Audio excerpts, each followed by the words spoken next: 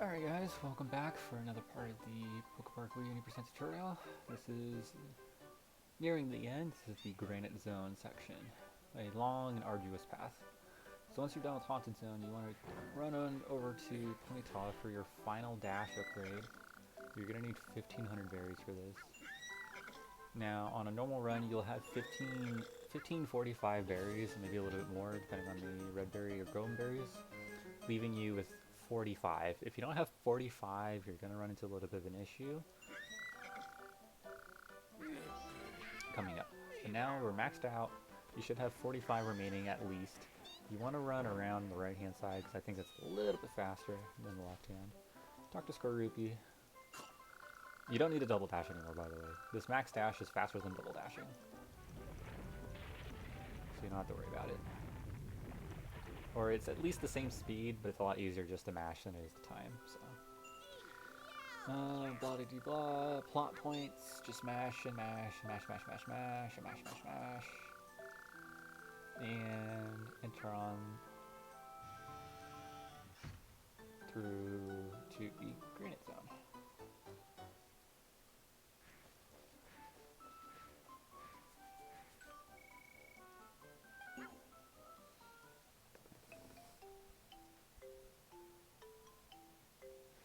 This is also one of my, I think this is probably my favorite zone for the speedrun section at least. Casually, maybe third. Maybe fourth. Not that exciting. And the speedrun is pretty neat.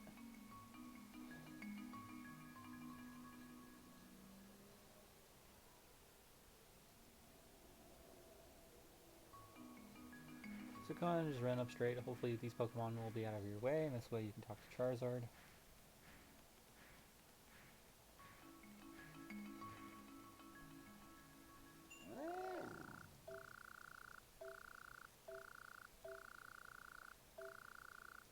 Blah blah blah. So you want to turn upright and talk to Absol over here. Now if you don't have 45 extra berries remaining for whatever reason, like you missed a berry in your berry route, you can come over here and you can break these two vases. These vases also carry berries within them. Again, and if you need even more, then you'll have to leave the zone and re-enter. But if you've been following the berry route, you shouldn't have any problems. So come over here and talk to Absol. So you can play Absol's Hurdle Bounce.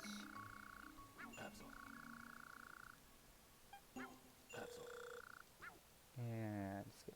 We play this usually with Ponyta. Ponyta is the easiest to make this work with. So the idea, and this is Carpal Tunnel Simulator 2.5. Shake the Wiimote and then jump over the hurdles. Now you don't need the bonuses from here on out because the berries mean nothing to me anymore. But usually trying to make it so I'm beating the attraction like this, but not making the bonus time is difficult. It does, if you do get like a low 13, it does save you a second, probably 2, to do it that way, but you do run the risk of going over 16 seconds, so usually you just want to make a 9, like a 10 or a 9 or whatever it is that you, or like 11 that you normally get with Ponyta, and just take the bonus. It's pretty much the same amount of time.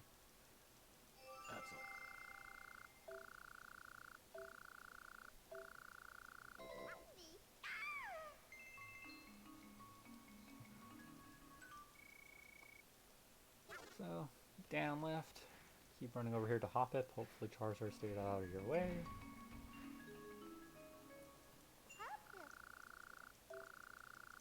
Yay, we defeated Absol, so we can go through here. Hoppip will friend us. Whoop-de-doo. Go ahead and run into the switch to turn the bridge to the correct direction.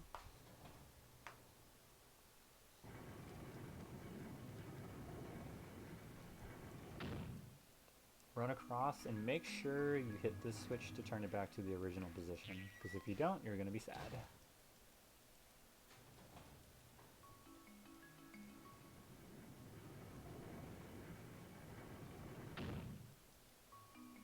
Run up the slope.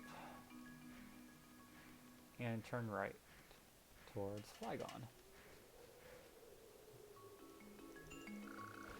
Mash through some more text, more plot related stuff. You don't really need to pay attention to any of this. Turn around and keep on running around the outside. So now that we fully upgraded our dash, we don't need to use Thunderbolt anymore, as our dash will just naturally do 1.5 damage. So Thunderbolt is completely pointless at this point. Just run into him and just sidestep out of your problems. There, I got a buffered dash input.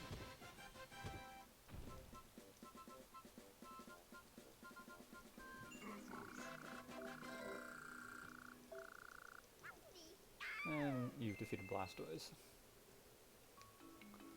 So now we run on down. This is why we wanted the bridge in the original position, so we can cross in this direction now. Now this is the one time you want to skip talking to the Pokemon with the bubbles above their head. You don't need to do that. You just want to come up here, because Scorpion's gonna tell you to do this anyways. So you can just skip all that by coming up here and doing this jumping puzzle. So you don't actually need to jump the first time to the little platform. You can just dash onto it and then jump across after. And then hit the switch at the very end. And this will turn off the fire spouts for the connecting path and open the door to the secret room. Now, this room took me forever to find on my very first run because I couldn't remember where it was. You want to come through the path here. The minimap is a wonderful tool, by the way. And at the bottom of that first ramp that we took up to Flygon, you can go through here to find Porygon Z, who is your final quiz of the run.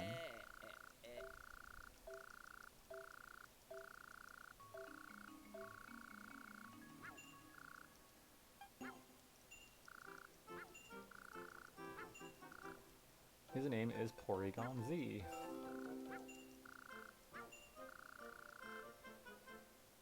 Again, you may not know this, but the answer is Lopunny. Or Lopunny, or however the hell you say it. Who said the attraction shouldn't be played? Venusaur, because Venusaur is the attraction leader. So you get your first secret robe here, which is love. Ta-da, yay, we're happy. Alright, now we need to go back to where we came from. So come up here, run through the connecting path. Now we want to go talk to Skorupi. Skorupi will become our friend because we opened up the secret path.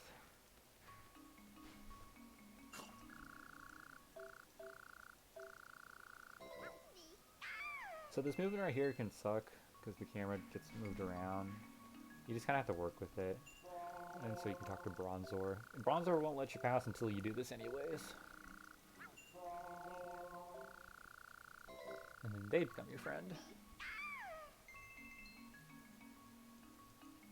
And then Electivire stops you and forces you to battle. I don't think you can actually use Thunderbolt on Electivire as it's an electric type and it'll resist it. I don't actually remember. It's been a long time. Let me test it. Yeah, it doesn't work.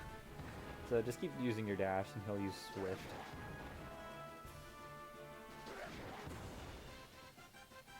Which does not always hit the opponent, as per PokéPark Wii.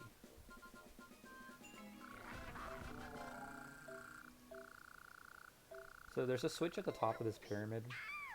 You want to run, dash up it, and then jump into the switch, as Pikachu's momentum will be carried into it, like that.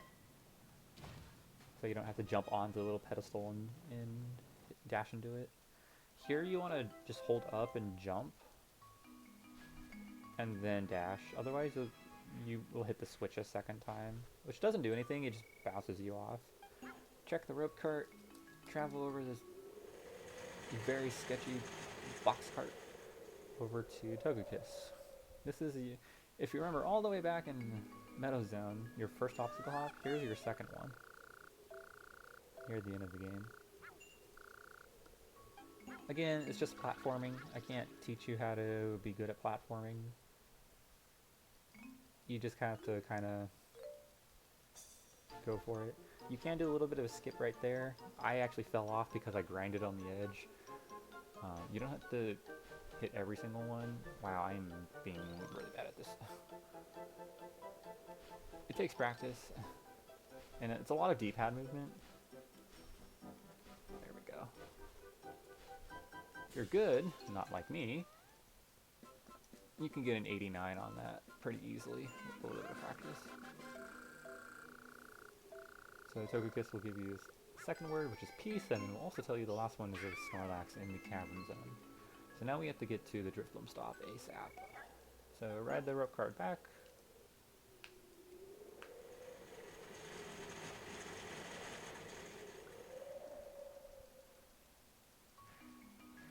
Hold right and just keep dashing out of the cutscene and you'll get down here.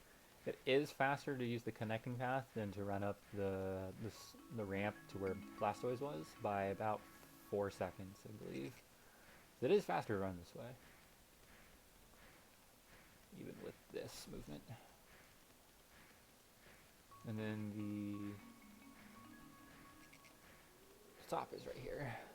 Now, I'm not sure I've ever mentioned this, but on the minimap you have blue dots, which represent attractions, and then red dots usually represent the Drifloon stop or some other method of exiting the zone. So I want to menu down to Cavern specifically, so I can go talk to Snorlax. Hold right, not that direction. Get stuck on the stone. Mawile will finally become your friend now. I'm doing a little run to a Pokemon. Don't want to talk to you anymore. Get out of my face.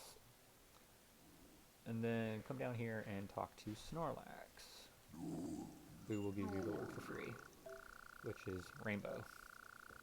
Love, peace, and rainbow. Don't know why they didn't make it something like honor or happiness. So just run back up the ramp. A little bit of tough movement. Use your camera thing. And then menu all the way down to the bottom towards Granite. Make sure you're always mashing plus once you're using these Drifloon stops to skip the cutscene. Hold right. And come over here and talk to Flygon.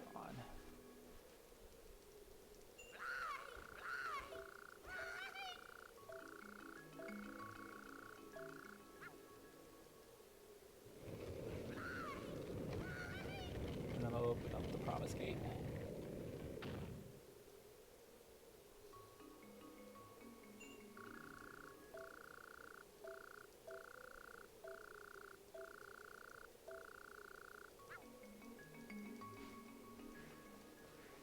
Hold up right and jump, and then you just want to dash on over here. Get around the Arcanine in my way and talk to Salamence so you can play Salamence's Air Ace.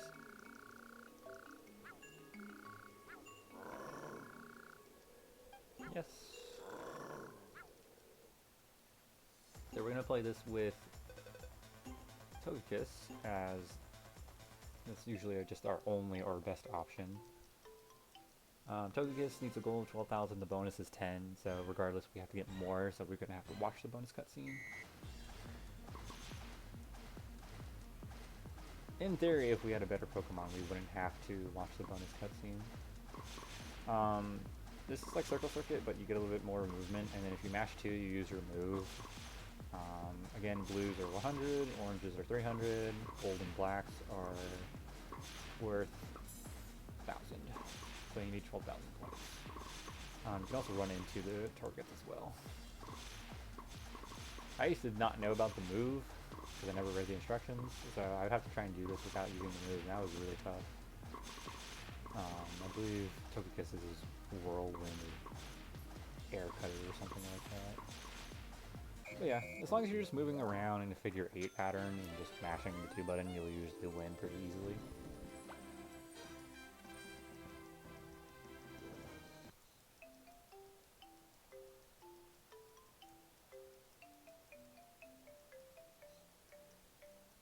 And just like that, we're just about done with the Granite Zone.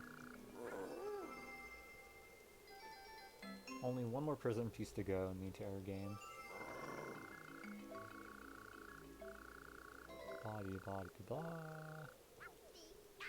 Thanks. Also, I just want to point out, I swear that Salamence has cardboard cutout wings. Those things don't look real. They look super thin. I don't know how that carries stupid lizard weight. Anyways, turn around and just run on over. Hopefully Star Raptor and Arcanine are out of your way so you can talk to Jump Bluff over here. Once you've done that, you can move on towards the final zone of the game, which is the final part of the tutorial. So coming up next time, in the final part, we will go over the Flower Zone and Sky Pavilion. Thanks everyone for watching, and until then, I'll see you in the next one.